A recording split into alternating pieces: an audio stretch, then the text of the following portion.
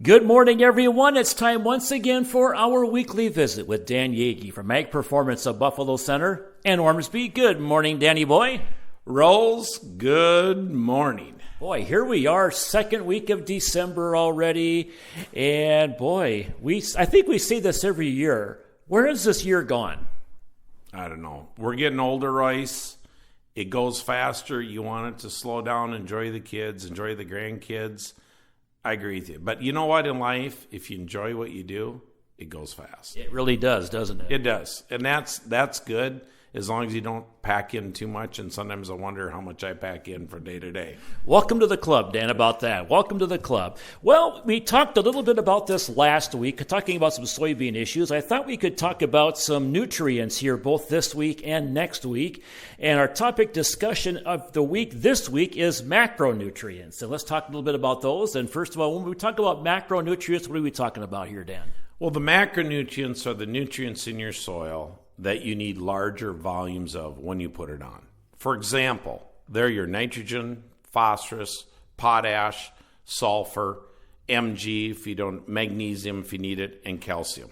Okay, if we do it, we put higher volumes of it on. Okay, the best thing is, do you guys have soil samples that you've taken?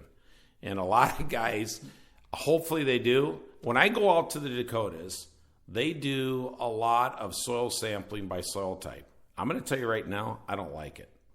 I like grids. I don't care if you do 2.5 acre, 4 acre, 10 acre.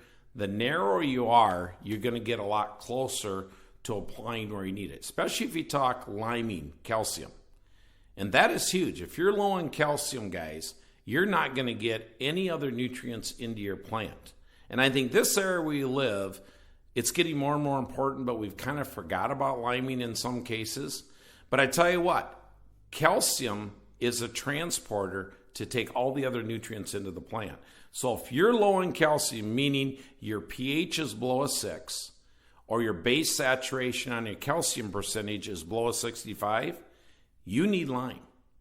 And there's many great forms out there, and I don't want to get into the forms at all because your agronomist can help you with that.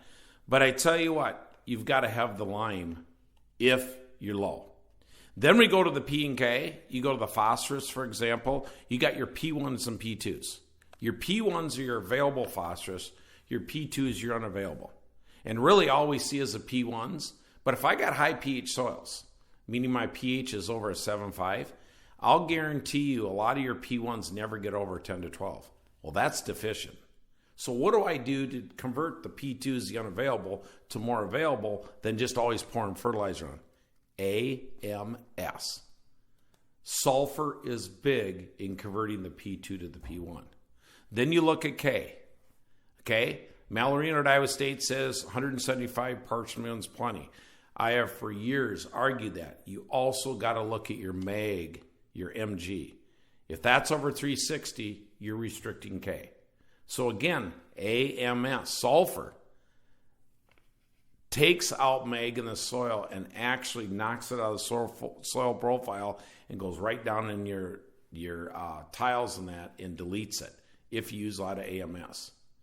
And it's all on your base saturation of your K, how high that is. Now, I put a lot in here, guys, but I would be willing to help anyone to read soil samples and teach them how to read them. I don't want to get into the products you use. I will get specific at ones I like and don't like.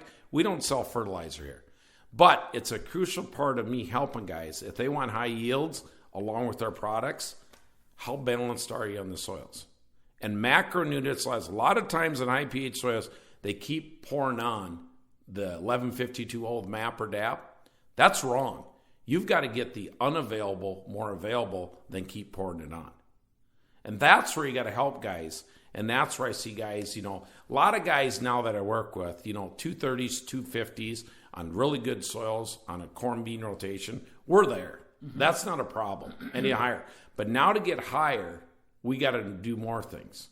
And I think micronutrients, if we're doing stuff on the macro right, then that's the next step we're going to talk about next week. All right. If anyone has any questions or comments about anything you and I talk about on a weekly basis, how did he get a hold of you, Dan? Call us at Ag Performance at 641-562-2370. 562-2370. Just that simple, right? It's easy. Dan, have a great week. We'll talk next week. Thanks, Rice. All right, visiting with Dan Yagi from Ag Performance of Buffalo Center in Ormsby.